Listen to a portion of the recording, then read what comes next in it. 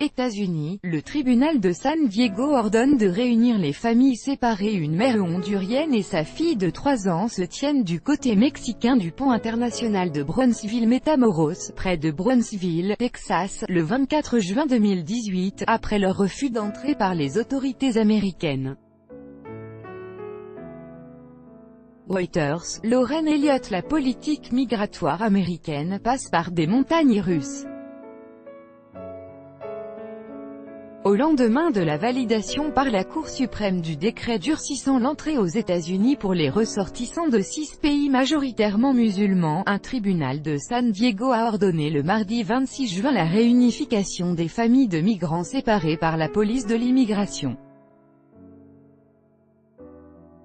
L'État californien a dénoncé la politique de « tolérance zéro » de Washington, qui a abouti à la séparation de plus de 2300 mineurs de leurs parents.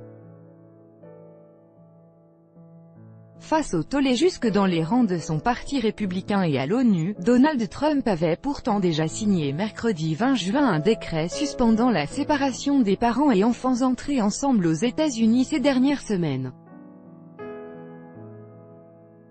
Peu importe, le tribunal de San Diego a jugé que les parents migrants doivent, sauf s'ils présentent un danger pour leurs enfants, être réunis avec ces derniers sous 14 jours pour les moins de 5 ans. Pour les autres enfants, la limite est de 30 jours.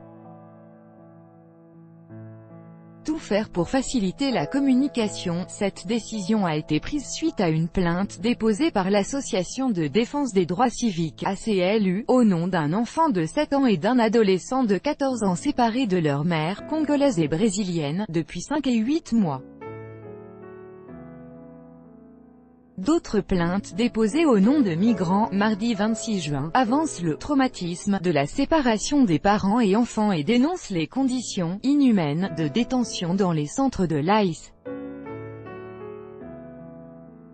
À celle-ci, le juge Dana Sabro demande de « tout faire pour faciliter la communication entre les familles séparées et leur permettre de se parler sous 10 jours ».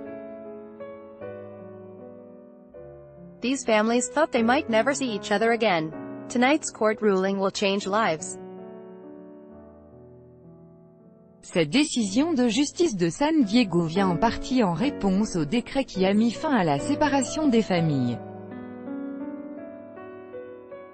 L'exécutif a procédé à un premier pas concret en créant une cellule spécialisée auprès du ministère de la Santé, chargée de réunir les enfants déjà séparés de leur famille, mais ses agents et les ONG sont aux prises avec un véritable casse-tête.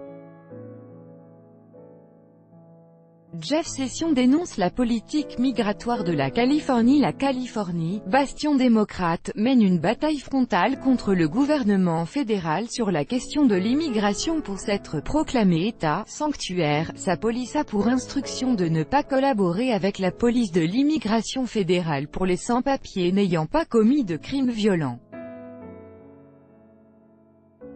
Quelques heures avant la décision de Dana Sabro, le ministre de la Justice Jeff Sessions se trouvait mardi 26 juin à Los Angeles pour prononcer un discours devant la Fondation pour la justice pénale. Il a réitéré la position de l'administration, affirmant que les forces de l'ordre sont trop souvent forcées de relâcher des étrangers criminels dans notre communauté, que ce soit des pédophiles, violeurs, meurtriers, trafiquants de drogue, incendiaires. Avec AFP.